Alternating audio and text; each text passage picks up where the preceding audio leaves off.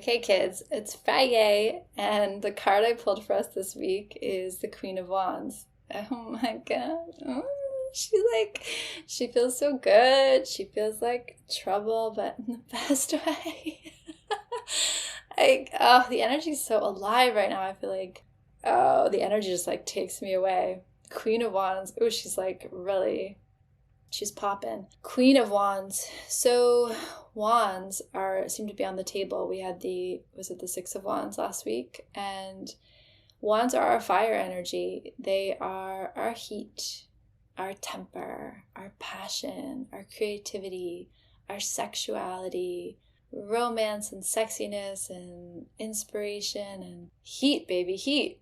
That's wand energy. And the queen is such a bad bitch. She is just a woman, a soft, feminine, watery woman holding her fire energy, holding her wand loosely in one hand with just knees open, black cat companion. And she wears her crown so casually.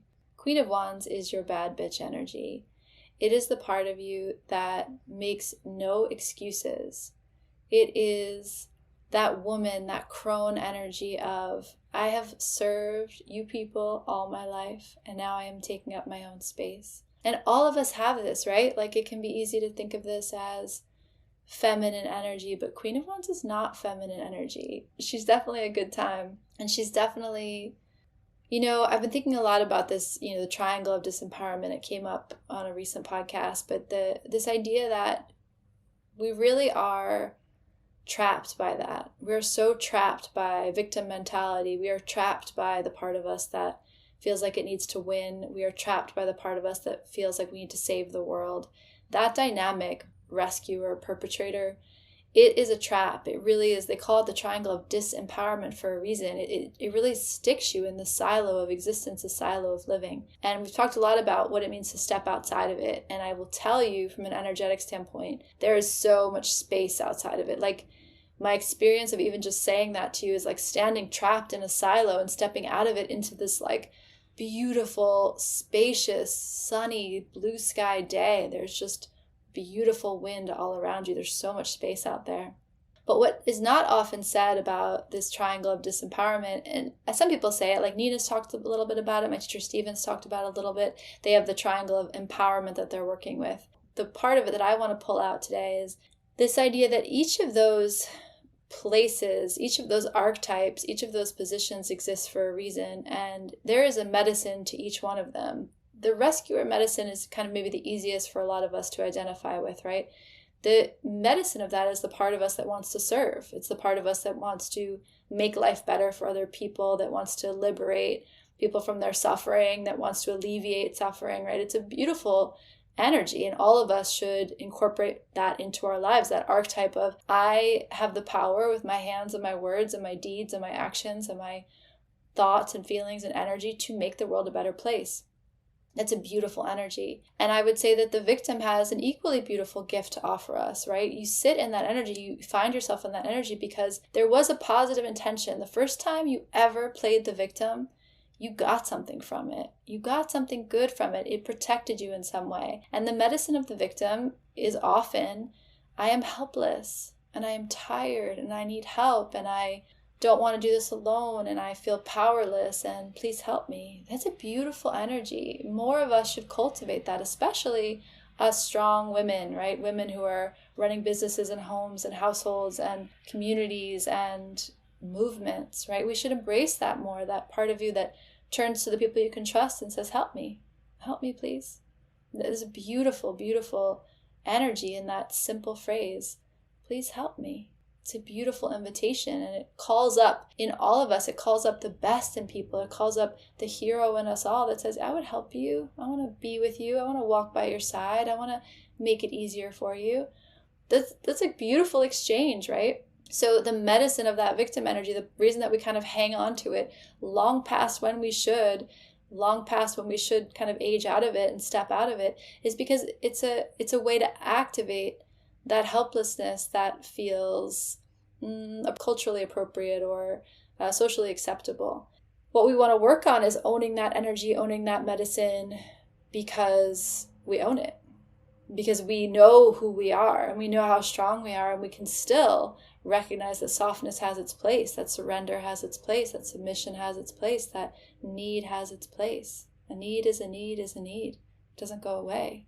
So to say to the world, I have a need, and to say that with clarity and calmness and generosity and openness is a gift. The medicine of the bully is your bad bitch. It's the part of you that says, fuck it. I will do this the way I need to do this. I will do this in a way that works for me. Listen, you can malign that. That has been abused. It is abusive in the wrong context. In the right context, it is empowering. It's where your rage lives. It's where your righteousness lives. It's where anger often lives. It feels good. So if you've ever done the exercise where you've stood in each of those places, there might be some darkness to it, but the clarity of the medicine, the clarity of that medicine, where that bully comes from, it comes from a place of protecting yourself. It comes from a place of trusting yourself, of saying, listen, if the world's not going to fight for me, I'm going to fight for myself. That's awesome energy. That is Queen of Wands energy. And so we think about, how do we live that cleanly? We live that cleanly where we recognize we don't need to trespass on anyone else. We don't need to step into anyone else. We don't need to knock into anyone else to know how deserving we are of the life we want to create, to know how powerful we are. That is good energy. That is the Queen of Wands energy in its most lovely expression. She is fierce and free and fiery and sexy and apologizing to no one for the space she takes up in the world. We love her. She's magic. She's a witch. She's a mystic. She is the wild woman. I mean, she's good. She's good. We like her. We want to hang with her. The challenge with the Queen of Wands is just what I said. The challenge is, when does that energy become selfish? When does that energy trespass on the rights and needs of others? When does that energy lose its flexibility and fluidity and become rigid? When does that energy become a protective, become a shield, become something we hide behind? Because what we're really trying to incorporate when we work with this triangle of disempowerment, when we take that to a place of empowerment, is we're trying to weave together all these energies to be the soft one, to recognize our own powerlessness and to embrace it and love it and hold it and share it as a gift to the world, to embrace our wild woman, to own it and stand for it, right? To stand up for those who can't stand up for themselves. I mean, she's the righteous warrior. She's beautiful. To own that with clarity and generosity and strength. And to own the part of us that is of service without depletion, service that comes from a place of fullness. A lot of us are relearning, anyone who identifies as a healer or a teacher or in any kind of service position. For a long time, we have served from a place of depletion. I will bleed myself dry to serve you. I will serve you without first serving myself. And a lot of us are learning that lesson of, how do I actually serve from a place of fullness? How do I recognize the fact that just being in my full expression of energy is in fact its own service? And from that place, I can create miracles that I can't create necessarily with what I do, but I can create that from the way I be, right? And so all of that's happening. And the Queen of Wands is owning that righteousness. So in a week ahead where she's coming up, it might be that you're called to stand up for yourself or called to stand up for another. It might be that you are learning to stop making excuses or explaining yourself or apologizing for who you know yourself to be, who you know yourself to be becoming. The energy in May that is going to come up right on the heels of this weekend and into this week is the energy of understanding what is sacred to you. What do you devote your life to? And I hope that the first thing that comes to mind when I say what is sacred to you is you say yourself. You say your heart, your needs, your body, your space, your right to be, your right to take up space. So this Queen of Wands leading us into that energy is like, yeah, first start here. First recognize what is sacred about this beautiful being that you are. And then the trick is going to be, how do you stay in that without needing to make someone else wrong, without needing to trample on someone else's right to be sacred in their own space. That will be the balance that we are trying to strike in this next week ahead. And I would invite you to come back to the beauty of your heat. I would invite you to come back to the wand of vitality and chi and life force and sparkle that rests so easily in your hands, and to cultivate your fire from a place of appreciation, from a place of, this is me, and only I get to live this life, and only I get to shine this brightly, in this way, in this dimensionality. There is only one of you here, and there will only ever be one of you here. And so to approach this week with a real sense of appreciation for the gift that you are, the fire that you are, the flame and the heat and the sexy treasure that you are. Wishing you moments where you really embody the Queen of Wands. Like, who is she as you?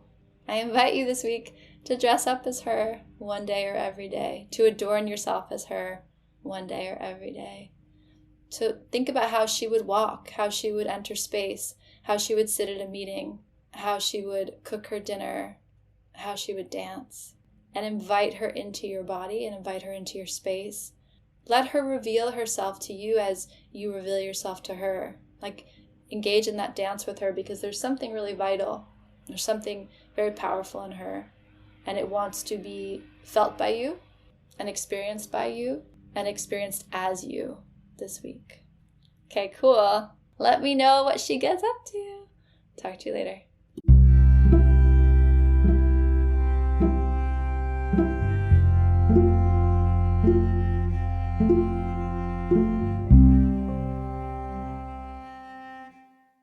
It's giving, let's get curious. It's giving everything is sacred. It's giving art. It's giving light you up and turn you on and set you free. It's giving you are the wisdom keeper. It's giving freedom, and it's giving love, and it's giving you are more magical and powerful than you can comprehend. It's giving, I don't know what's happening, but I am so here for it. It's giving you are pure potential. It's giving mystical.